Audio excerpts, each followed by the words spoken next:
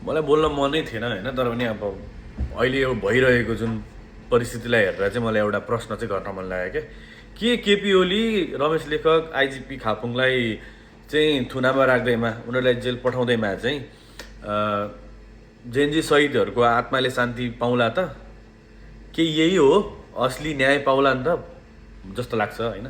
किन भन्दाखेरि चाहिँ मेरो नजरमा चाहिँ रियल कल्प्रिट्स आर दोज जसले चाहिँ ताकी होइन, ताकी गोली हानेको थियो, जसले चाहिँ रात अबेरसम्म अराजकता मचाएको थियो, घरमा छिरी बन्दुक पड्काएर यस्तो अवस्था बनाइदिएको थियो कि एकदमै डरको माहौल होइन, त्रासपूर्ण वातावरण सिर्जना गरेको थियो। तर त्यो गर्नेमा चाहिँ कि सम्पूर्ण नेपाल प्रहरी हो त?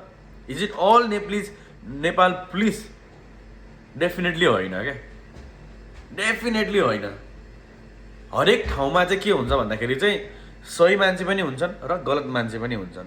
र मलाई चाहिँ के लाग्छ भन्दाखेरि जुन घटनामा घट्यो त्यतिखेर चाहिँ त्यहाँ नेपाल प्रहरीको गल्ती होइन, डेफिनेटली होइन।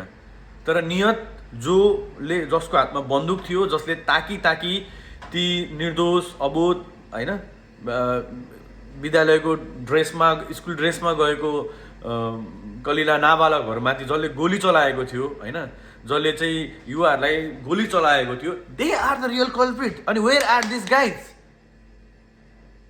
खोइ त यिनीहरूको नाम आएको, गोली चलाउनेहरूको नाम खोइ त? Where are this guys? These are the real culprits. यिनीहरूको कारणले गर्दाखेरि आज नेपाल पुलिस बदनाम छ, जो बिना नेपाल पुलिस नभएको अवस्थामा देशको शान्ति अवस्था कस्तो हुन्छ भनेर त हामीले डेफिनेटली भदौ 24 पछाडि हामीले अनुभव गरि नै हाल्यौँ होइन। जब चाहिँ नेपाल प्रहरीलाई नै त्यहाँ पनि निर्दोष नेपाल प्रहरीलाई पनि जेएनजी आन्दोलनको नाममा केही अब भनौँ न गलत नियत भएका मानिसहरूले आई थिङ्क डेफिनेटली दोज भए द गाइज जसले कुट्यो, तर मार्ने त कोही अरू थियो and they are still there. They are the real culprits. पहिला उसलाई समाऊ क्या, पहिला तिनीहरूलाई समाऊ, तिनीहरूलाई सार्वजनिक गर, त्यसपछि मात्र आदेश तिनीहरूलाई पक्रिँदाखेरि चाहिँ अनि चाहिँ बल्ल जेएनजीको जुन मर्म थियो, जुन न्याय पाउनु पर्ने थियो, उनीहरूले बल्ल न्याय पाउने हो क्या। Definitely they are also culprits. तर रियल कल्प्रिट्स को त? जसको कारणले गर्दाखेरि चाहिँ त्यहाँ हत्या भएको थियो, त्यहाँ अबोध कसै आमाको कोख रित्तिएको थियो, कसैको सिन्दुर मेटिएको थियो होइन। They are the real culprits. र तिनीहरूको कारणले गर्दाखेरि आज नेपाल पुलिस बदनाम छ, देशमा एकदम त्रासपूर्ण अवस्था थियो होइन। खै त तिनीहरूलाई पक्रेको, तिनीहरूलाई पक्रिनु पऱ्यो फर्स्टमा, अनि बल्ल अनि कसले आदेश दियो? उनीहरूले भन्दै जान्छ नि त। अनि they are also responsible there होइन। तर त्यो सबै घटनाहरू भइराख्दाखेरि एउटा देशको त्यतिखेरको प्राइम मिनिस्टरको के हुनु पर्थ्यो त? कर्तव्य, त्यो कर्तव्य निर्वाह नगरेको कारणले गर्दाखेरि चाहिँ that's why he is also responsible for that thing होइन। त्यो भएर केपी शर्मा ओलीलाई चाहिँ अनि त्यसपछि बल्ल पक्रिँदाखेरि चाहिँ बेटर हुन्थ्यो, या आई थिङ्क त्यसपछि चाहिँ हत्याको अब हुन्छ नि त्यसपछि लाग्थ्यो होला उसलाई होइन। तर रियल कल्प्रिट्स भनेको चाहिँ for me that will be those guys जसले गोली चलाएको छ। And I'm telling you guys, यिनीहरू कसरी बसिरह होला क्या, कसरी उनीहरूले आफ्नो डेली लाइफ चलाएर होला क्या।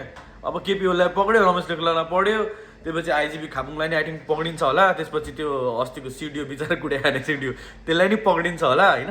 तर दोज गाई जसले चाहिँ गोली चलायो, जसले ताकी गोली चलायो, आई थिङ्क उनीहरूले खुट्टामा चलाउनु पर्ने थियो होला होइन, सायद तल चलाउनु मिल्थ्यो होला, सायद त्यही होला नेपालको कानुन अनुसार। तर जसले चाहिँ ताकी शिरमा होइन, सच हरिबल सिचुएसन थियो। अहिले त्यो पल सम्झिँदा पनि एकदमै काली लाग्छ, आफूलाई पनि डर लाग्छ होइन, त्रासपूर्ण अवस्था थियो। त्यही भएर दोज आर द गाइज, किनभने उनीहरू चाहिँ दे सुड बी डिमोटिभेटेड हुनु पऱ्यो क्या पुलिसमा चाहिँ। ओहो गोली चलाउनु पाइन्छ होइन, बन्दुकले गोली चलायो भने त हामीलाई केही हुँदैन, हामीलाई त हाम्रो प्रशासनले बचाइहाल्छ भन्ने जुन एउटा मानसिकता बोकेको छ नि, यिनीहरूको कारणले गर्दाखेरि पटक हरेक आन्दोलनमा चाहिँ ताकी आन्दोलनकारीमाथि गोली हान्ने यो जुन मानसिकता छ, यिनीहरूलाई चाहिँ कम गर्नु पऱ्यो क्या। र प्लस अर्को कुरा भनेको चाहिँ हरेक आन्दोलनमा चाहिँ प्रहरी अनि त्यसपछि आन्दोलनकारीकै किन मुठभेड हुनुपर्ने क्या? प्रहरीको काम के हो यार? देशमा सुशासन कायम गर्ने हो, हामीलाई क्राइम क्रिमिनलबाट बचाउने हो। अनि हरेक बार यो गुन्डाहरूबाट यो प्रहरी कुटे खानुपर्ने अनाउन्स चाहिँ किन? वाइ? अनि प्रहरीहरूले पनि फेरि त्यो कहिलेकाहीँ त अब डेफिनेटली आन्दोलन त्यतिकै त हुँदैन, केही कुराको मागको लागि हुन्छ होइन, कुनै कुरा अन्याय भइरहेको हुनसक्छ होइन, कानुनी न्यायको लागि हुनसक्छ। अब त्यो बेलामा उनीहरूले फेरि त्यो जो अन्यायमा छ उनीहरूलाई कुट्ने किन? यसले उसको माग जसले सम्बोधन गर्नुपर्ने अनि ऊ चाहिँ माथि बस्ने हरेक time always there in the power, अनि उनीहरूले यसलाई पठाइदिने अनि बिचरा त्यो निर्दोष परिवार, किनभने उसको परिवार छैन, उसले आफ्नो परिवार छैन, उसको चाहिँ छोराछोरी छैन होला र डेफिनेटली त्यहाँ मेरो दाजुभाइ गएर त्यो त्यहाँ प्रहरीले कुटा खाओस् चाहे त्यो आन्दोलनकारीले कुटा खाओस्, मलाई डेफिनेटली मजा लाग्दैन क्या। त्यो आन्दोलनकारी चाहे मेरो भाइ भए पनि मलाई त्यहाँ पनि मजा लाग्दैन, र त्यो प्रहरी मेरो दाइ भाइ थियो भने त्यहाँ पनि मजा लाग्दैन क्या। अनि डेफिनेटली यो चुनाव पछाडि चाहिँ वी वान्ट द्याट सिचुएसन जहाँ चाहिँ जो रियल कल्प्रिट हो होइन, जो चाहिँ असली जो चाहिँ दोषी हो उसले चाहिँ सजाय पाउनु पऱ्यो क्या हरेक बार। त्यहाँ नेता हरेक बार उम्किरहेछ होइन, गलत निर्णय लिन्छ एउटाले, कुटा खाइरहेछ अर्कोले। अहिले भर्खर त्यो भिडियो हेरिरहेको थिएँ जहाँ एउटा त्यो 24 आई थिङ्क 23 गतेको घटना पछाडि 24 गतेको घटना हुनुपर्छ, जहाँ चाहिँ एउटा निर्दोष प्रहरी जवानलाई चाहिँ डिएसपी आई थिङ्क भनेर उनीहरूले कुटी मारिरहेको थियो। That's also not fair bro. He could make a lot of money. ऊ विदेश गयो भने अहिले डेफिनेटली महिनामा 50-60 हजारभन्दा बढी तलब हरेक कसैले कमाइरहेछ, खान सकिरहेछ, कमाउन सकिरहेछ। उसले त्यो सबै कुरालाई बिर्सेर हामी नेपालमै सुशासन कायम गर्नलाई जनताको लागि उसले के गरिरहेछ भन्दाखेरि चाहिँ उसले त्यहाँनिर सबै कुरालाई बिर्सेर त्यागेर ऊ त्यहाँ देशको सेवा गर्नलाई गइरहेछ। अनि के भइरहेछ, उसले कुडे खाइरहेछ, आन्दोलनकारीको ढुङ्गा खाइरहेछ, कहिले माथिबाट ठुलो नेताको गाली खाइरहेछ, ठुलो अफिसरको गाली खाइरहेछ।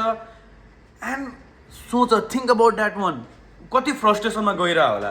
त्यही माथि एउटा हरामी नै भन्नुपर्छ होइन, त्यो एउटा कुख्यात अपराधी भन्नुपर्छ जसले गोली चलाएर चाहिँ के भयो निर्दोष बच्चाहरू ढलिरहेछ प्रहरी। अनि त्यसको आरोप पनि फेरि त्यो एउटा सच्चा एउटा प्रहरी नेपाल प्रहरीले उसले हरेक बार उसले के गर्नुपर्छ त्यो पनि भोगिरहनु परेको छ होइन। अनि there are lots of corrupted police officer, अनि जसको कुरा पनि फेरि त्यो एउटा देशभक्त जसले चाहिँ he could earn a lot, maybe he's a graduate guy, उसले त महिनामा 1 लाख 2 लाख 2 लाख जति पनि कमाउन सक्थ्यो होला होइन।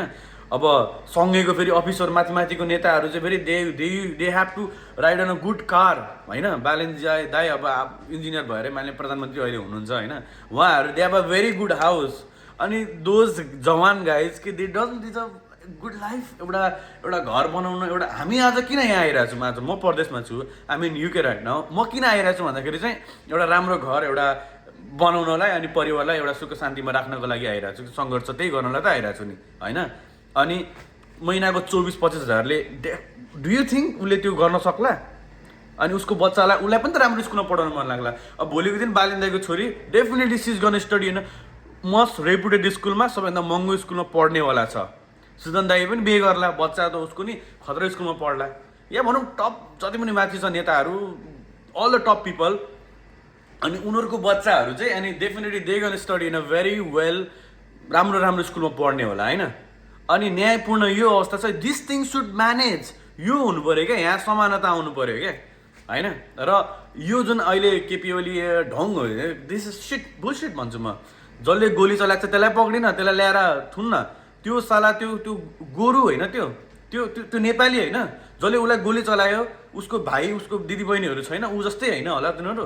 अनि उनीहरूले जे प्रोटेस्ट गरेको छ वेयर दे रङ? नो, उनीहरूले त जे भइरहेको थियो, जे गलत भइरहेको थियो त्यसकै विरुद्धमा त आवाज उठाइरहेको थियो। अनि आवाज उठाउनै नपाउने, अनि गोली खाने, अनि गोली हान्नु पर्ने, इज दिस द वे? अब यस्तै तरिका हो भने त अब आज त्यसले पक्रेला, अब एमाले फेरि डाङडाङ डुङडुङ होला, अब भोलि फेरि त्यहाँ फेरि एउटा कुन चाहिँ त्यो अब म आई वन्ट से झोले भन्दिनँ होइन। बिचरा उनीहरूमा शिक्षाको कमी हुनसक्छ, नेपालमा शिक्षाको एकदमै कमी भइरहेछ, जसको कारणले गर्दाखेरि चाहिँ धेरैभन्दा धेरै मानिसहरू झोले भइरहेको छ होइन। सो या त्यही हो रियल कल्प्रिट्स फर मी, एउटा फ्रस्ट्रेसन हो, नेपाली नागरिकता हो। जबसम्म नेपाली नागरिकता हुन्छु म, नेपाली नागरिक भएपछि बोल्नुपर्छ जस्तो लाग्छ आफ्नो देशको लागि, आफ्नो समाजको लागि, आफ्नो राष्ट्रको लागि। र आफू नेपाली भएपछि आफ्नो नेपाली दाजुभाइ तथा दिदीबहिनीहरूको लागि हामीले हरेक बार आवाज उठाउनुपर्छ, त्यही हो मेरो तर्फबाट। So yes, I don't think KP Oli, Ramesh Lekhak, यो आइजिपी खापुङ यिनीहरूलाई, no, they are not the real culprits. Definitely they are culprits but they are not the real culprits. Real culprits भनेको त त्यो हो जसले गोली चलायो, जसको हातमा बन्दुक थियो, जसले गोली ताके होइन, they are the real culprits. उनीहरूलाई पक्रिनुपर्छ क्या। Just because of those guys के भइरहेछ भन्दाखेरि चाहिँ एउटा सम्पूर्ण नेपाल प्रहरी जो बिना हाम्रो देशको अवस्था कस्तो हुन्छ, आम जनताको जीवनयापन कसरी चल्न सक्छ, कस्तो त्रासपूर्ण अवस्था हुन्छ भन्ने कुरा हामीले अनुभव गरिसकेको छौँ होइन। नेपाल प्रहरीलाई we should never never ever कहिले पनि कसैले पनि गलत नमानौँ। गलत भनेको चाहिँ त्यो हो, त्यहाँभित्र पनि सही गलत डेफिनेटली मान्छे हुन्छ। त्यो गलत मानसिकता बोकेको नेपाल प्रहरी चाहिँ गलत हो क्या। तर त्यहाँनिर सही मानसिकता बोकेर देशको लागि आफ्नो यति त्याग गरिरहेको छ, उनीहरूको लागि चाहिँ that will be so much के भन्छ त्यसलाई, जस्टिफाइएबल हुँदैन क्या, अलिकति जस्टिस हुँदैन क्या। So yeah that's the thing. Real culprits चाहिँ पक्रिनु पऱ्यो, रियल कल्प्रिट्सलाई पक्रिनु पऱ्यो होइन। अनि आवेशको भरमा निर्णय लिनु पाइयो तर सही निर्णय लिनु पऱ्यो होइन। अब त्यो पक्रिँदैमा अब रातारात देशको सुशासनै हल्लिने अवस्थामा जानु भएन, किनभने जो रियल कल्प्रिट छ उसलाई पक्रिँदै अनि बिस्तारै बिस्तारै माथिकोहरूलाई पक्रिँदै जाँदा चाहिँ I think it would be better होइन। अब रातारात अहिले केपी शर्मा ओलीलाई पक्रियो, अब हिजो प्रधानमन्त्री भएको थियो, हिजो मन्त्री भएको थियो, अब आज रातारात देशको शान्ति अवस्था नै अब खलबलिने अवस्थामा बनाइदियो होइन। डेफिनेटली उनीहरू त मूर्ख छ नि, उनीहरू मूर्ख छ र त हरेक बार एमालेलाई भोट हालिरहेको थियो त होइन। त्यही फटा नेताहरूलाई भोट हालेर आजसम्म देशको अवस्था यस्तो भएको थियो त। उनीहरू यदि शिक्षित भएको भए आज देशको अवस्था यो हुँदैन थियो। तर सबैभन्दा पहिला चाहिँ उनीहरूलाई पनि कसरी शिक्षित गराउने, उनीहरूलाई पनि चेतना ल्याएर चाहिँ अनि बल्ल बिस्तारै गर्दाखेरि चाहिँ बेटर हुन्छ जस्तो लाग्छ होइन। अब फेरि पनि त्रासपूर्ण अवस्थै भइसकेको छ। अब यो आन्दोलन अब कुन तरिकाले चर्किने थाहा छैन। So yeah that's the thing. अनि रियल कल्प्रिट्सलाई पक्रियो, आवाज उठाउँ साथी हो जसले भिडियो हेरेको छ होइन, आवाज उठाउनु पऱ्यो, रियल कल्प्रिट्सलाई पक्रिनु पऱ्यो। केपी ओलीलाई उनीहरूलाई पक्रेर हुँदैन। फेरि पनि बालेनको पालामा पनि फेरि त्यो घटना नघट्ला भन्न सकिँदैन। हिजो रविको पाला, रवि गृहमन्त्री हुँदा पनि घटना घटेकै थियो, पुलिसले फेरि लठीचार्ज गरेकै थियो होइन। या भनौँ जो आन्दोलन नभनौँ, उनीहरूले एउटा धरना आन्दोलन भन्नेमा अब हिंसात्मक नभनौँ, कोही शान्तिपूर्ण आन्दोलन पनि त हुनसक्छ नि त। त्यो शान्तिपूर्ण आन्दोलन पनि त बितुलेको अवस्था छ होइन। So real culprit should be चाहिँ सजाय हुनु पऱ्यो, उनीहरूलाई चाहिँ रियलमा सजाय गरिनु पऱ्यो होइन। अब यसरी चाहिँ निर्दोष जो अरू प्रहरीहरूमाथि दाग लागेको छ त्यो हुनु भएन। सो यदि उनीहरूलाई पक्रियो भने चाहिँ आई थिङ्क त्यो कुराहरू चाहिँ हुँदैन होला जस्तो लाग्छ होइन। That's my thing. सो या त्यही हो। जय नेपाल।